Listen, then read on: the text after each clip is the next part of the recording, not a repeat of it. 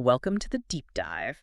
If you just look back, say, 10 or 15 years, the whole idea of an AI model that could reliably understand natural speech. Or summarize a document, or even just get what's happening in a complex image. It was basically non-existent. I mean, the best models were so basic, easily confused, and you had to feed them this heavily curated, perfect input. It's really easy to forget how dramatically things have changed. We weren't just dealing with models that were weak. The entire computational infrastructure was geared for something else entirely. Right, for like spreadsheets or word processors. Exactly. Everything was optimized for fast CPUs. We just weren't set up for the massive parallel linear algebra that deep learning actually needs. And today, we're seeing true AI capability. Models that can do abstract reasoning, handle multimodality. So our mission today is to trace the history of this revolution. We're going to deep dive into the breakthroughs that made today's systems possible, following that lineage from the early concepts right up to powerhouse models like Gemini. And our insights, they're drawn directly from Jeff Dean, chief scientist at Google DeepMind, talking about how they tackled this, well, impossible scaling challenge. And if you take one idea away from this, it should really be this. The core driver here wasn't one single genius invention. It was the relentless, and I mean relentless, pursuit of scale. Okay. It's this unique combination of deep learning methods, those neural networks, multiplied by just truly massive scale, and then constantly amplified by dramatic algorithmic and hardware improvements. And that hardware point is so key. It's not just about getting faster. It's about shifting the entire focus of what computation even is. 100%. Yeah. We went from wanting CPUs to needing this highly specialized hardware optimized specifically for the weird constraints of machine learning.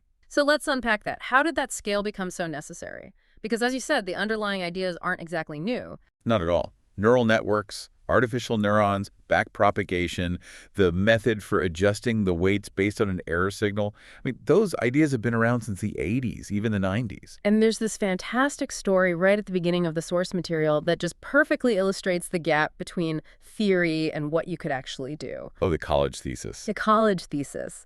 Back in 1990, Jeff Dean writes his thesis on parallel training of neural nets, and he was thrilled to use a state-of-the-art 32 processor machine to speed things up. And that sounds pretty impressive for 1990, right? 32 processors just for your task. But he later said he was, and this is a quote, completely wrong about the scale he needed. It wasn't just a little bit wrong. Not even close. He wasn't short by a factor of 10 or 100. He needed 1,000,000 times more processing power than his fancy machine could provide to get results that were genuinely useful. 1,000,000 times. I mean, that just puts the whole challenge into perspective. You're not aiming for a small improvement. You need this exponential growth in compute just to make the theory work in the real world. You do. So let's fast forward to 2012. This is the official start of Google Brain. And it's spurred by this classic Silicon Valley story. A chance encounter in a micro kitchen leads to this big realization: we should stop messing around and just train really big neural networks. But as you pointed out, their data centers were full of generic CPUs. They couldn't just buy new hardware. They needed a software solution to trick that hardware into doing the job. They did. And they built a system for large-scale training. And they called it, which I find fascinating, disbelief. Disbelief. Why on earth would you call it that? That doesn't exactly inspire confidence. Well, because the software used this asynchronous training method that it just ran contrary to all the traditional mathematical wisdom. Normally, you'd wait for every replica to calculate its updates, then you'd sync them up perfectly. Very orderly? Very orderly.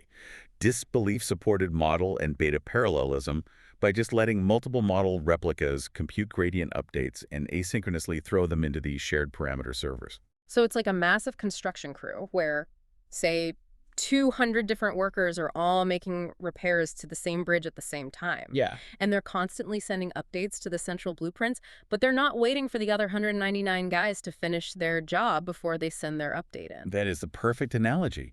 It was Good. computationally really fast because nothing was ever waiting around, but mathematically everyone believed this chaotic, asynchronous mess of updates would just break the training process. People didn't believe it would converge. But it converged. It worked. Yeah. And this system, running with about 200 model replicas, let them train neural networks that were 50 to 100 times larger than anything that had been possible before. That was the first big step towards real scale. And once they had that capacity, the big discoveries started rolling in.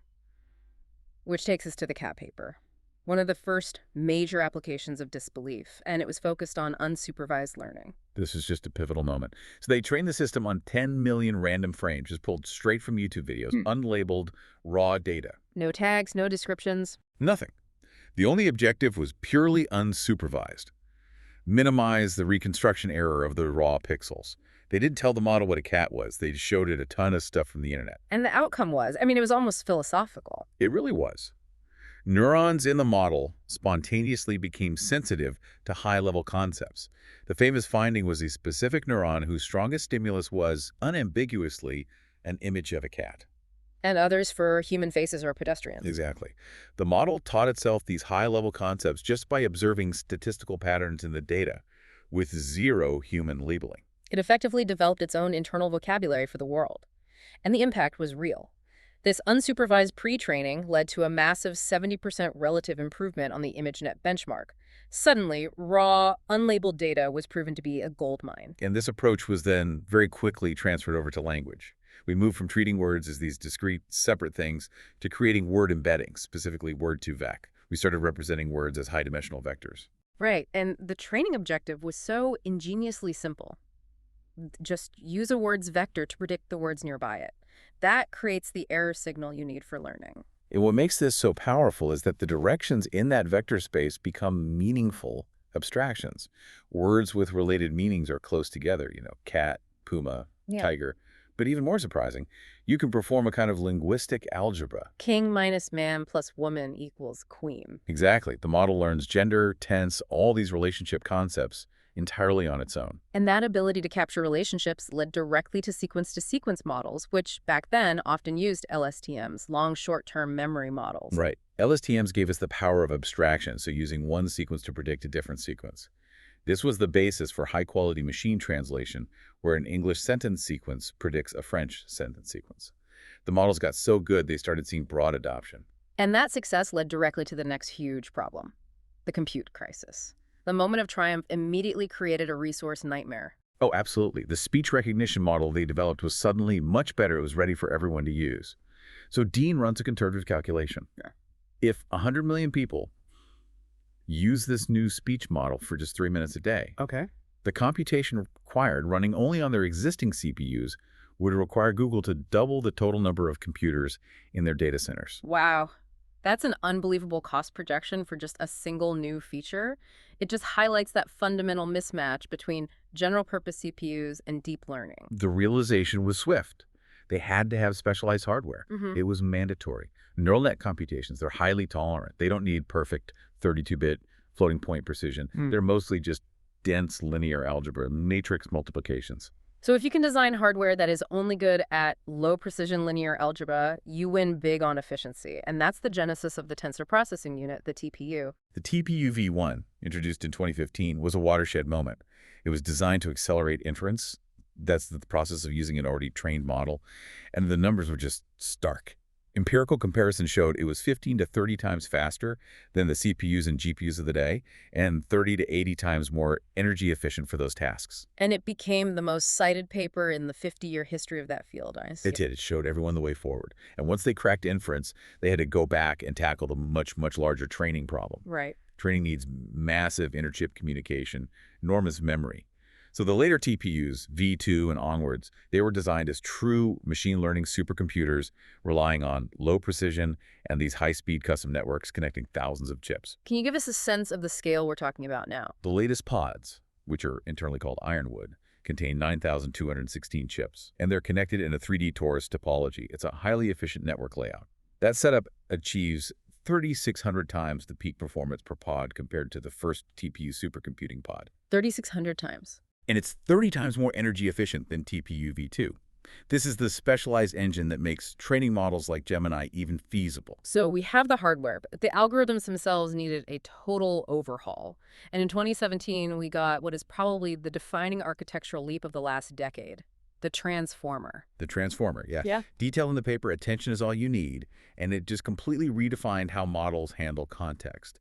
LSTMs had this problem where they had to force all the information and history they'd seen into a single, updated vector at every step. Like trying to summarize a 300-page book onto a single index card at the end of every chapter. That's a great way to put it. You're going to lose nuance, you're going to lose context.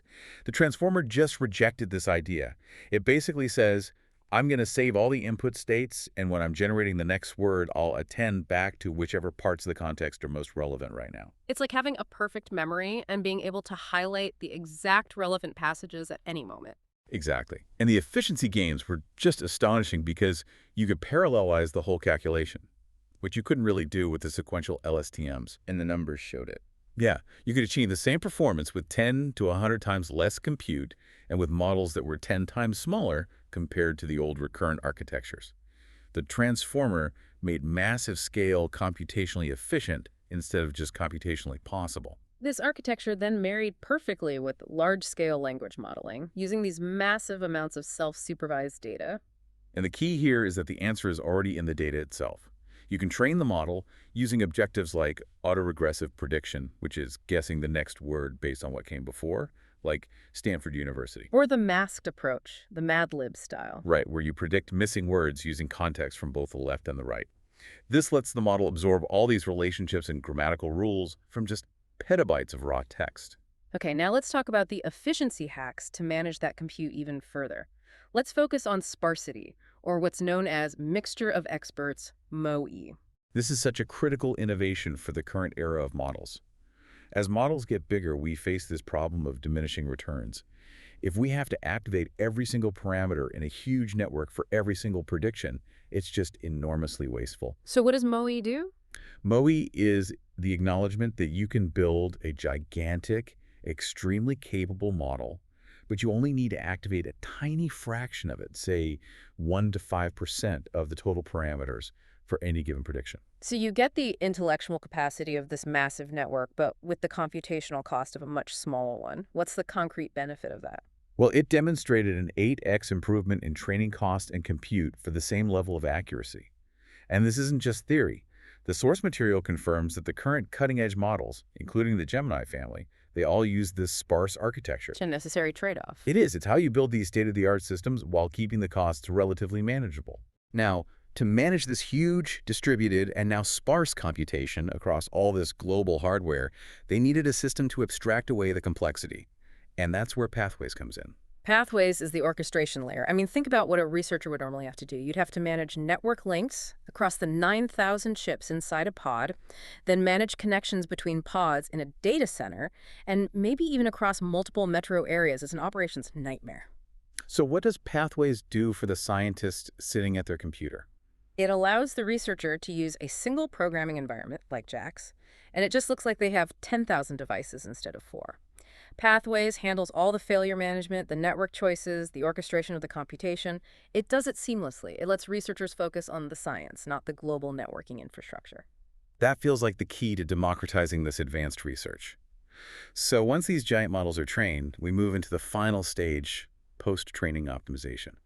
And the first big breakthrough here was just better prompting, specifically chain-of-thought prompting.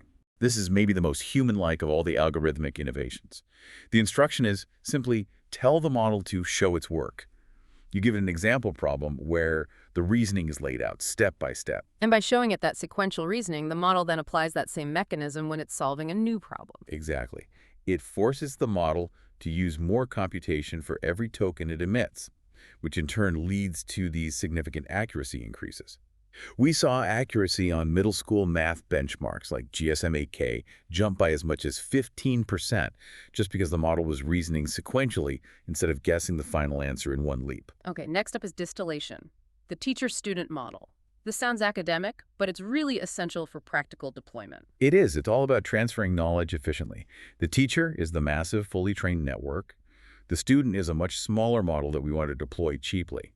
And instead of the student learning from just simple right or wrong labels, the teacher provides what are called soft targets. A richer signal. A much richer signal.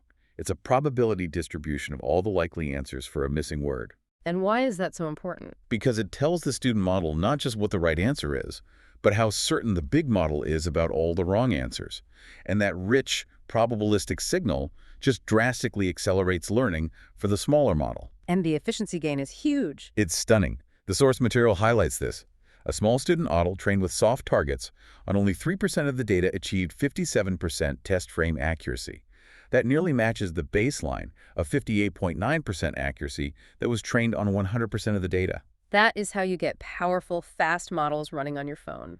Okay, finally, let's talk about using reinforcement learning to refine the model's behavior after training. So the initial self-supervised training teaches the model to predict patterns. RL is the layer where we teach it manners, safety, and how to execute complex tasks. The feedback can come from humans, that's RLHF, or from automated machine reward models, RLMF. But the most compelling part for me is the verifiable domains. Me too. This is where you leverage external tools. If you ask the model to generate a mathematical proof or write some code, you don't have to rely on a human to judge the quality. You just run it. You just run it. You use external proof checkers or compilers or unit tests to automatically provide a positive reward when the output is functionally correct.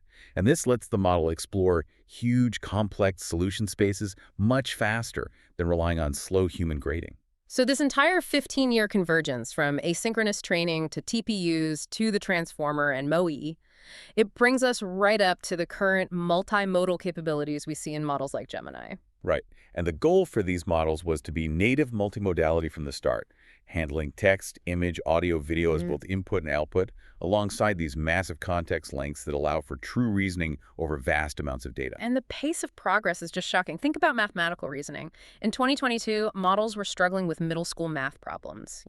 John has 4 rabbits and got 2 more. Now, the source material shows the Gemini 2.5 Pro variant, operating as a pure language model, competed in the International Mathematical Olympiad and correctly solved 5 of the 6 problems.